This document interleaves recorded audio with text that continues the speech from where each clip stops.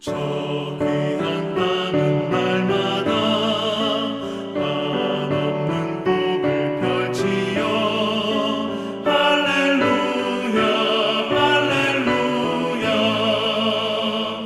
땅 위의 꽃과 열매들 주 영광 나타내어서 하나님을 찬양하라.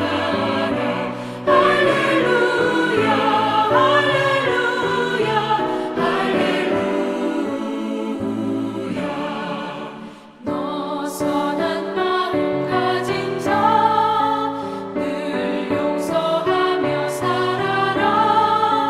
할렐루야 할렐루야. 큰 고통 슬픔 지닌 자 내 근심 주께 맡겨라. 하나님을 찬양하라. 할렐루야 할렐루야 할렐루야. 주 은혜 받은 맘이나 다 꿇어 경배하여라. 할렐루야 할렐루야. 성삼위일체 주님께 존귀와 영광 돌려라. 주를 찬양. 할렐루야 할렐루야 할렐루야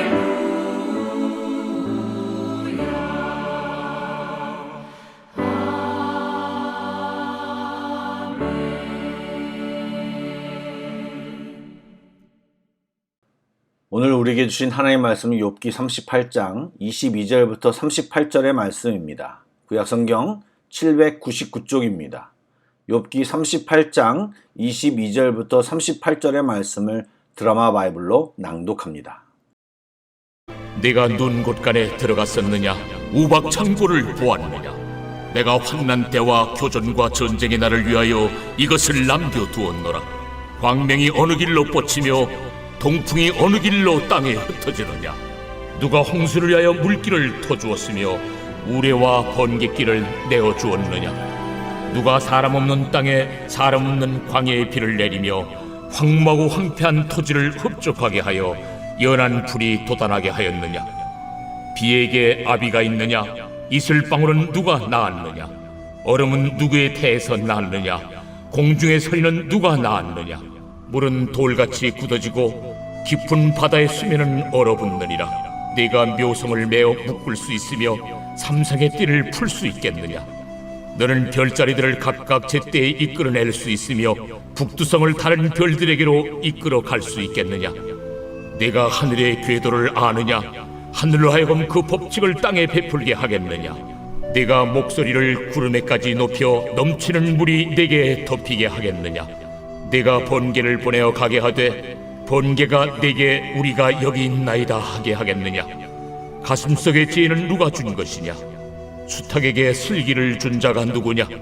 누가 지혜로 구름의 수를 세겠느냐? 누가 하늘의 물주머니를 기울이겠느냐? 티끌이 덩어리를 이루며 흙덩이가 서로 붙게 하겠느냐? 평안히 주무셨습니까? 오늘도 변함없이 하나님께서 우리 모두에게 새날을 주셨습니다. 이 하루도 우리 모두에게 주님께서 영육간의 강건함과 평안 주시기를 기도합니다. 아멘. 다 같이 기도하시겠습니다. 좋으신 하나님, 오늘도 주님께 예배합니다. 귀한 말씀으로 먹여주시고 기도하며 주님과 소통하는 귀한 시간이 되게 하여 주옵소서. 하루하루 새벽 예배를 드리면서 우리의 영이 성장하게 하시고 성령 충만한 우리의 삶이 되게 하여 주옵소서. 각자의 소원하는 바를 하나님께 기도하게 하시고 하나님의 마음도 듬뿍 받아 순종과 결단이 넘치는 귀한 예배 시간이 되게 하여 주옵소서. 예수님의 이름으로 기도드립니다. 아멘. 오늘 본문에도 하나님께서 욥에게 하시는 말씀이 계속되고 있습니다. 하나님께서는 어제와 동일하게 질문의 형식으로 말씀하시고 특별히 자연현상과 만물을 가지고 욥에게 하나님이 어떤 일을 하시고 계신지를 말씀하고 있습니다. 어제 본문에서는 창세기 표현대로 하면 궁창 아래의 물, 즉 바다에 대해 언급하셨는데 오늘 본문에서는 궁창 위의 물을 어떻게 다루시는지에 대해 말씀하십니다. 22절 말씀을 보면 욥에게 눈과 우박 창고를 거론하셨습니다. 그런데 그때 좀 특이한 말씀을 하셨습니다. 그 눈과 우박을 환난 때와 교전과 전쟁의 날을 위하여 준비한 것이라고 23절에 말씀하셨습니다. 생각해보면 하나님께서는 성경에서 그런 것들을 이용하시어 하나님의 백성을 대적하는 자들을 물리치셨던 내용이 기록되어져 있음을 발견합니다.